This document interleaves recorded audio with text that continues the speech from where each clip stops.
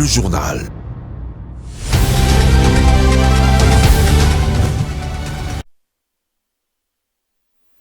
Bonsoir à toutes et à tous, bienvenue à cette grande édition du journal, le sommaire.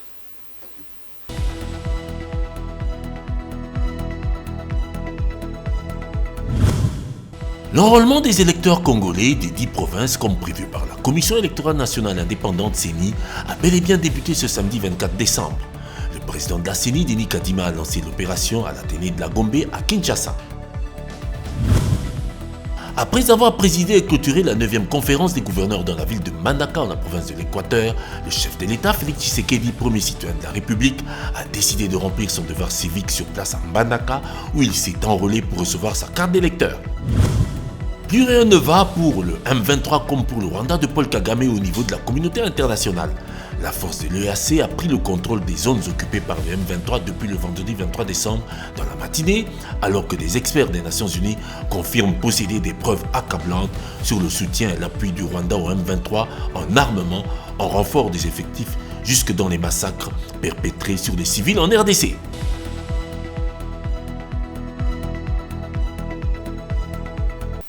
Comme annoncé, la Commission électorale nationale indépendante a lancé le processus d'enrôlement des électeurs dans la première ère opérationnelle qui comprend 10 provinces de la partie ouest de la République démocratique du Congo. Une opération qui va devoir durer 30 jours, mais qui est reportée dans les territoires de Kwamout à cause de la situation sécuritaire qu'a connue cette partie de la province de Mai-Ndombe. Martin Kayembe signe ce reportage. Le président de la Commission électorale nationale indépendante, Denis Kadima, a procédé au lancement de l'opération de l'enrôlement des électeurs à Kinshasa. Une opération qui concerne la première ère opérationnelle avec 10 provinces concernées. Il s'agit de la ville de Kinshasa, Congo central, Mai-Ndombe, Kwilu, Kwango, Chwapa, Équateur, Sud Ubangi, Nord Ubangi et la province de la Mongala. Le président de la CENI a informé la population que cette opération est reportée pour le territoire de Kwamout vu l'insécurité qu'a connue cette partie de la province de Mai-Ndombe.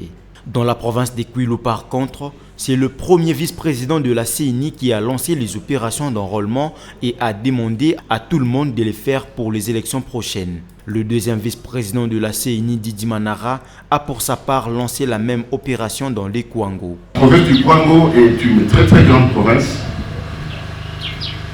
Nous allons couvrir toute la province par nos procédures d'enregistrement et d'enrôlement des électeurs. Nous garantissons que nous aurons un œil regardant par rapport à tout ce qui va se passer ici au jour le jour, parce que nos rapports de monitoring feront foi. Au nom du président de la Commission électorale nationale indépendante, son Excellence Denis Kadima Kazali, nous tenons à lancer officiellement ce jour l'opération d'enrôlement des électeurs dans la province du Kwango. Signalons que cette opération va durer 30 jours dans les 10 provinces de la première ère opérationnelle. Entre-temps, le président de la République démocratique du Congo, Félix Antoine Tshisekedi, s'est enrôlé à Mbandaka où il séjourne depuis 3 jours dans le cadre de la 9e conférence des gouverneurs de la République démocratique du Congo. Cette opération d'identification des électeurs rentre dans le cadre de préparatifs des échéances électorales prévues en République démocratique du Congo en décembre 2023. Reportage avec Martin Kayembe. Comme il avait promis à la population de Mbandaka lors de son meeting populaire, le président de la République, Félix Tshisekedi, s'est enrôlé ce samedi 24 décembre 2022, jour des débuts d'enrôlement des électeurs dans la première ère opérationnelle de la Commission électorale nationale indépendante.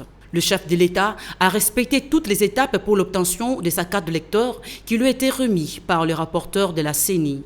Qui, à son tour, au nom de son Excellence, M. Denis Kadima Kazadi, nous avons l'honneur de vous remettre votre carte d'électeur en tant que le premier enrôlé de la province de l'Équateur et nous vous en félicitons. Merci.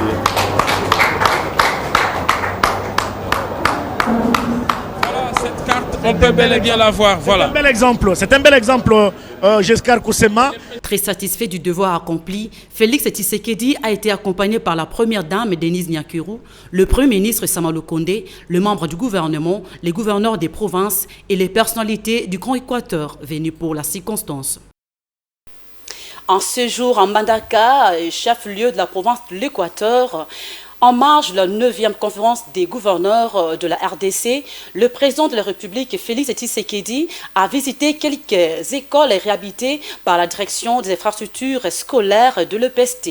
Il s'agit bel et bien de l'Institut Motei et de l'école primaire Béni dans le village de Pigma. Reportage Martin Kayembi.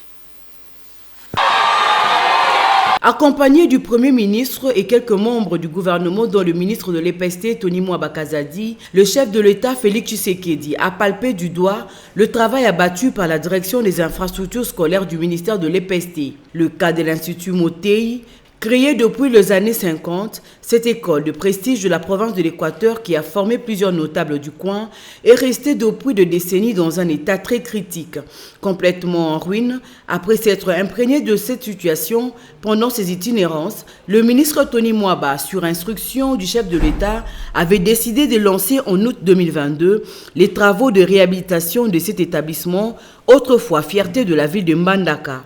3 mois auront suffi pour que ces travaux lancés en mode régime d'urgence soient complètement bouclés et le résultat soit plus qu'impressionnant pour étonner les chefs de l'État, résultat obtenu dans un délai si bref. Un bâtiment moderne de 11 salles de classe complètement terminé et un deuxième abritant le locaux administratifs ont été présentés au président de la République. Sur place, Félix Tshisekedi a reçu les remerciements des parents, mais aussi des élèves de cette école. Autre délégation présente à l'Institut Motei, c'est la coordination des écoles des Bompenzele, une communauté des Pygmées, également venue rendre hommage au chef de l'État pour la construction des premiers bâtiments scolaires modernes dans le village de l'Équateur. Il s'agit de l'EP Béni complètement construit par la direction des infrastructures scolaires, toujours sur instruction du président de la République. Très satisfait du travail de son ministre de l'EPST, le chef de l'État a promis de visiter également l'EP Béni, où une délégation de Pygmées attend recevoir pour la première fois de leur histoire.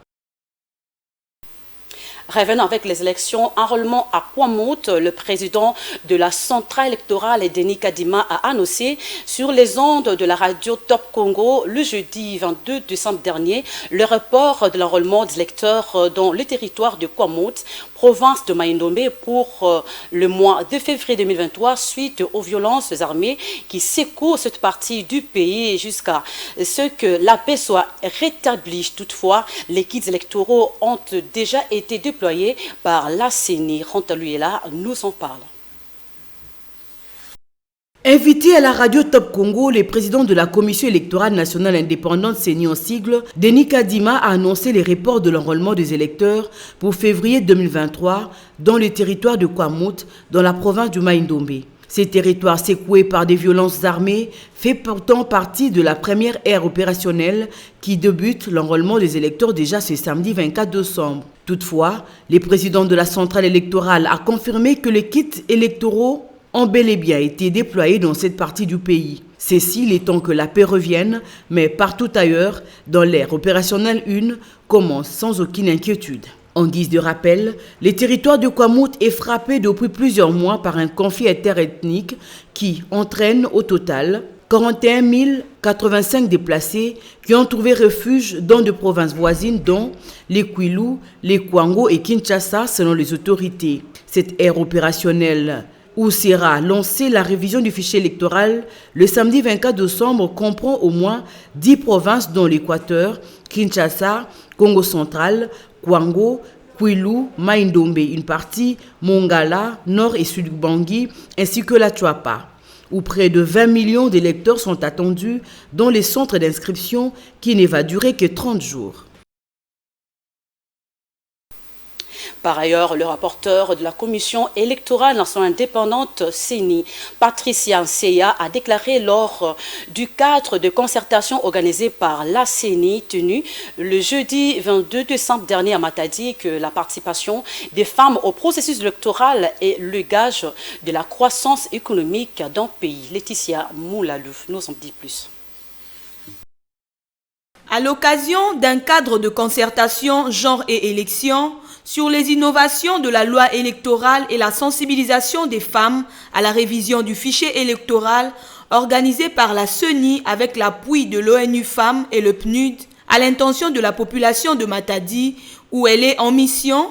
Patricia Nseya a invité massivement les femmes de cette ville à s'approprier l'opération d'enrôlement qui sera lancée le samedi 24 décembre dans leur entité. Pour Patricia Nseya, les cycles électoraux précédents ont laissé un goût d'inachevé de la réelle participation des femmes aux élections dans la province du Congo central. De ce fait, le rapporteur de la centrale électorale a exhorté les femmes du Congo central à s'enregistrer en très grand nombre comme électrices en vue de changer la donne dans la gestion des instances de prise de décision du Congo central.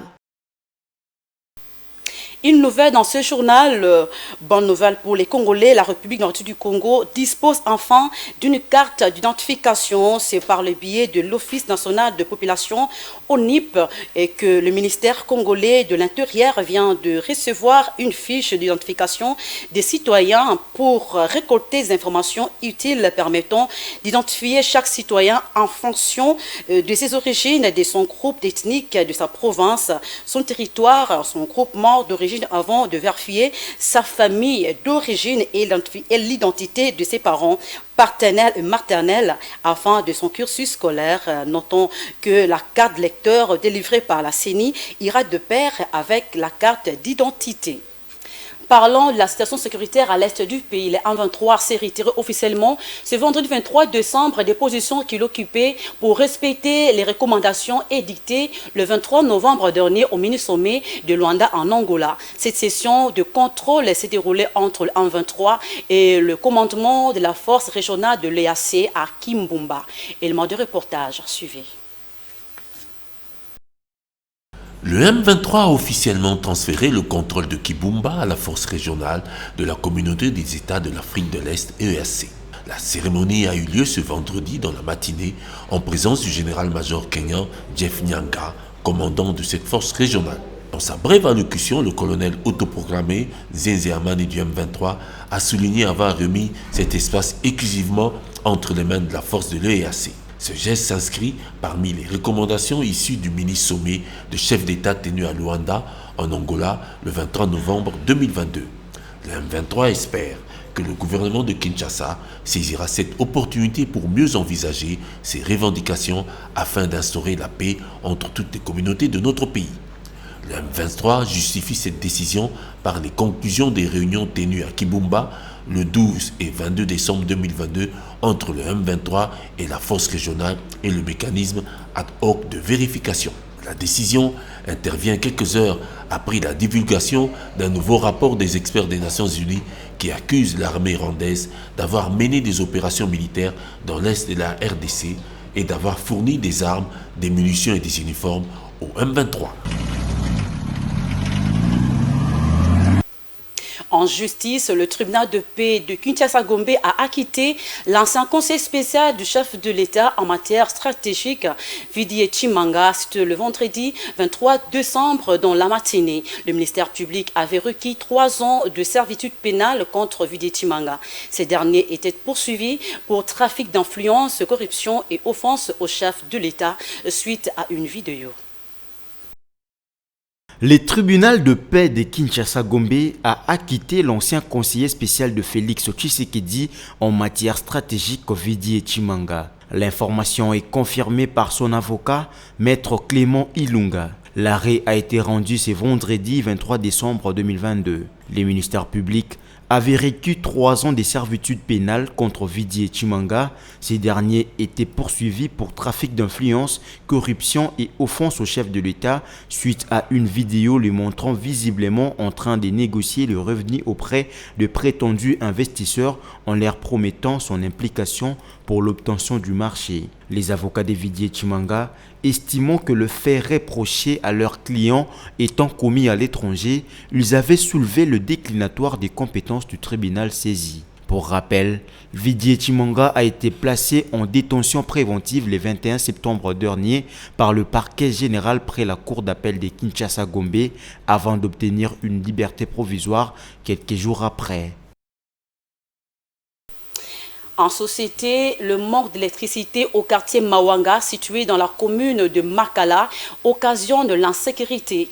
Les habitants lancent un cri d'alarme aux autorités du pays afin de réhabiliter la lumière dans différents coins de ce quartier. Ils sont au micro de Rose Kindela. La RDC est un grand pays qui fournit de l'électricité dans plusieurs pays étrangers, mais dans sa propre capitale, plusieurs quartiers manquent d'électricité.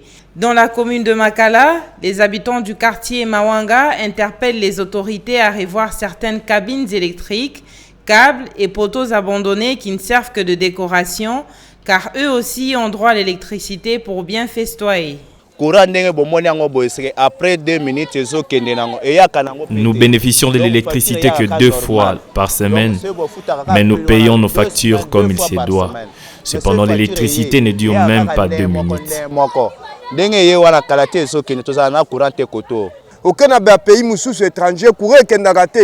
Ce n'est pas possible. Nous ne bénéficions pas d'électricité dans notre pays, mais nous sommes parmi les grands fournisseurs d'électricité au monde. C'est ce qui facilite d'ailleurs le vandalisme. Nous avons un sérieux problème d'électricité ici à Makala. Nous payons nos factures régulièrement, mais nous ne bénéficions pas d'électricité. Que nos autorités puissent revoir ce problème d'électricité qui ne se rétablit qu'entre 0h et 5h du matin. Signalons que ces derniers temps, dans plusieurs municipalités de la capitale, et en particulier à Makala, précisément au quartier Mawanga, l'absence d'électricité favorise la délinquance et le phénomène Kuluna. En environnement, la République démocratique du Congo est un pays solution, comme vous le savez bien, dans ce sens que plusieurs associations, dont les Amis de la Nature et du Jardin, s'emploient à assainir certains espaces du pays et planter des arbres dans le but de témoigner leur patriotisme et répondre à l'appel du chef de l'État à se mobiliser pour la paix. Reportage Ranta Luyela. La République démocratique du Congo a prouvé à la face du monde qu'elle est et reste le pays solution pour sa réserve en énergie renouvelable et son immense forêt.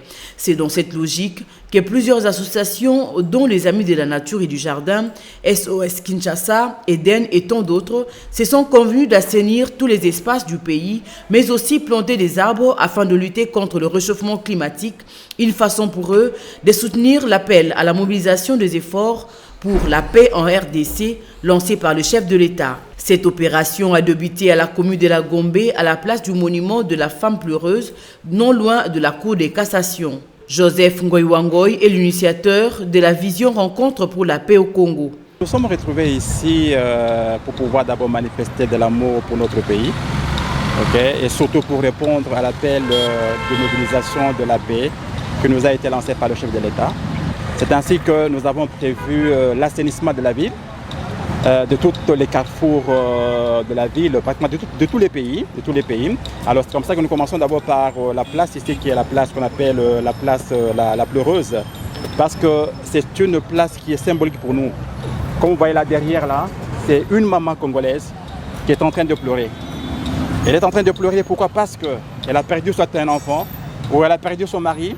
Alors c'est pour ça que nous sommes venus en signe de reconnaissance à notre maman congolaise que nous voulons l'honorer en embellissant cet endroit ici. Jean Mangalibi plaide pour l'éveil de conscience et la paix en République démocratique du Congo. Le Congo a besoin d'un regard positif de tout le monde, que ce soit de la communauté internationale, que ce soit par rapport à nos dirigeants. Parce que si cette femme pleure, ce n'est pas pour rien. On est en train de vivre ce qu'on vit jusqu'à nos jours. Au niveau à l'est du pays, on a vu Kamanya Sapu. Aujourd'hui, c'est de la Maïndombe et Bakongo. Tout ça, ça doit s'arrêter. En sachant que chacun de nous a une conscience. C'est pour cela qu'on est tous là réunis. Pour dire que c'est un travail que nous sommes en train de faire gratuitement. Les plantes, ce sont les fleuristes qui ont donné. Pour dire qu'ensemble, unis, quand nous regardons dans la même direction, nous allons réellement changer ce pays. J.M. Oloto de l'Eden revient sur le mobile du choix de ces sites. Aujourd'hui, nous avons pris la décision de travailler sur l'assainissement autour de cette œuvre symbolique, qui est une façon de nous aujourd'hui de lever notre voix pour ce qui concerne la femme, parce que la femme congolaise se retrouve dans cette situation en ce moment. On voit beaucoup plus l'est de notre pays où les femmes et nos sœurs sont en train de pleurer à cause des violences. Donc ceci est une façon pour nous d'hausser la voix. Ceci n'est qu'une manifestation de l'amour pour le pays. Parlons de festivités du Nouvel An. Le personnel du holding Mandiko en général et Mandiko Télévision en particulier a été agréablement surpris le jeudi 22 décembre en début de la soirée par le geste du comité d'administration via la direction générale à l'occasion des festivités de fin d'année. Plusieurs vivres ont été remis à chacun pour pouvoir célébrer aisément la Noël en sa famille. Ambiance de l'instar dans cet élément commenté par la rédaction de Mandiko Télévision. Suivi.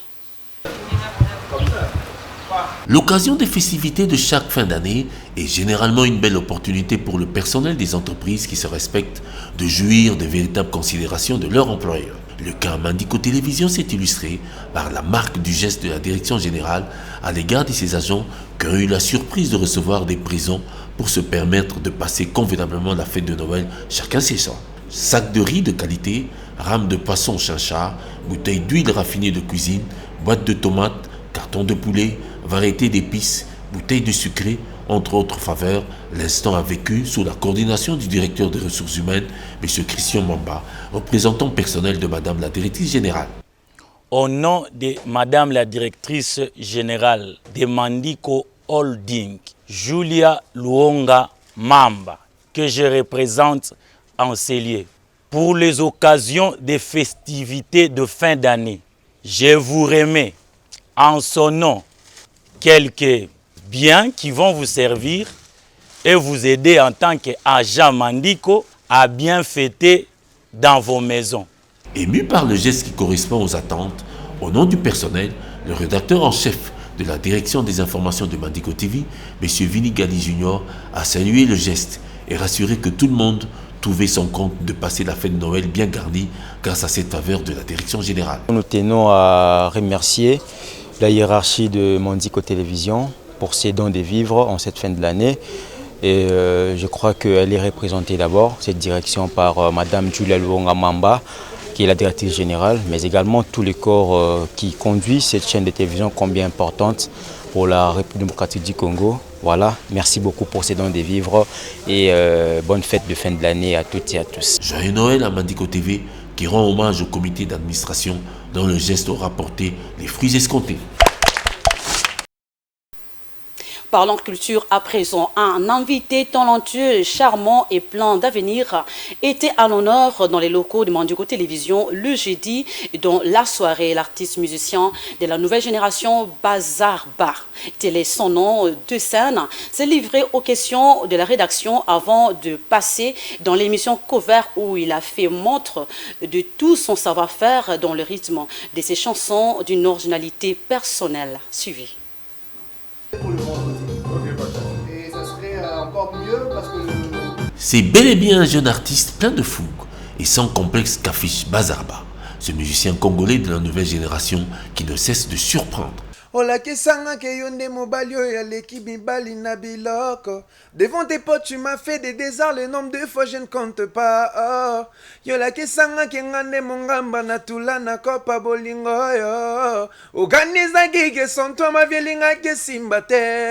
Pourquoi se faire appeler Bazarba? L'intéressé s'en explique et justifie la raison de ce sobriquet qui sort de l'ordinaire. Déjà dans ma musique, j'ai pas un coin fixe comme pour dire je suis un rappeur ou un chanteur. Je fais du tout, je suis un artiste carrément. Donc on me retrouve dans... Je suis un peu touche à tout, je suis un peu désordonné, je suis un peu bazar dans ma musique. Ce passage dans l'émission Cover du programme de la production exclusive de Mandiko TV, émission de variété présentée par l'emballant Joël Kayaza, constitue pour Bazarba une telle aubaine qu'il salue l'investissement local et le cadre moderne du média qu'il vient de visiter. Déjà, ça se voit que c'est un truc très actuel, ça se voit que c'est un truc qui donne de la valeur à la jeunesse.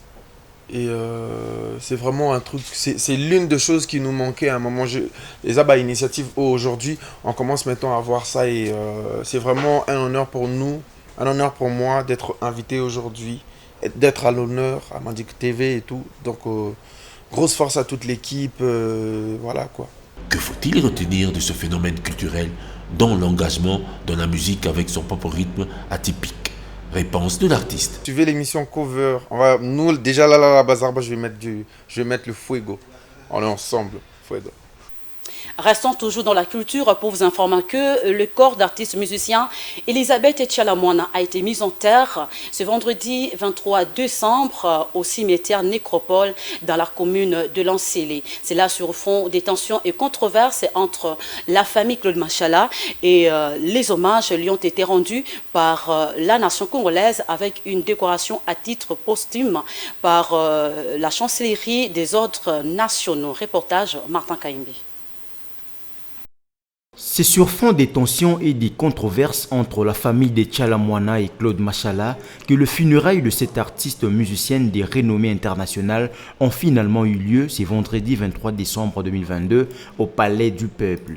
Le parquet général près la cour d'appel de Kinshasa-Gombe a finalement autorisé l'hôpital du cinquantenaire de lever les corps de l'artiste Elisabeth Tchalamwana, c'est là après une nouvelle réquisition donnée. Sur place, au Palais du Peuple, le décor étant planté pour la cérémonie d'hommage à Tchalamwana, durant laquelle la défunte sera décorée à titre posthume pour ses services rendus à la nation congolaise.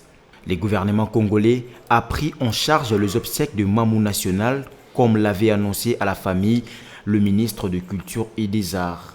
Outre ses proches, la famille et les ressortissants du Grand Kasaï l'on note à ses obsèques la participation de sa famille politique et son parti, le PPRD, et l'ensemble des artistes musiciens de la République démocratique du Congo qui ont rendu un dernier hommage à cette icône de la musique congolaise moderne. Cette cérémonie illustre la grandeur et la reconnaissance de la nation congolaise des œuvres d'esprit qu'Elisabeth Tchalamwana laisse à la République et aux générations futures. Comme le dit un proverbe, l'artiste ne meurt pas, adieu Mamou National, et que la terre de nos ancêtres te soit douce et légère. À présent, rappel de titres.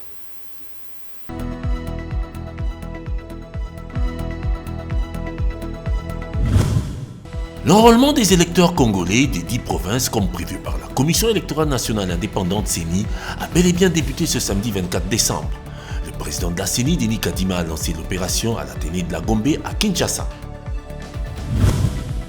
Après avoir présidé et clôturé la 9e conférence des gouverneurs dans la ville de Mbandaka, en la province de l'Équateur, le chef de l'État, Félix Tshisekedi, premier citoyen de la République, a décidé de remplir son devoir civique sur place à Mbandaka, où il s'est enrôlé pour recevoir sa carte d'électeur. Plus rien ne va pour le M23 comme pour le Rwanda de Paul Kagame au niveau de la communauté internationale. La force de l'EAC a pris le contrôle des zones occupées par le M23 depuis le vendredi 23 décembre dans la matinée, alors que des experts des Nations Unies confirment posséder des preuves accablantes sur le soutien et l'appui du Rwanda au M23 en armement, en renfort des effectifs, jusque dans les massacres perpétrés sur des civils en RDC.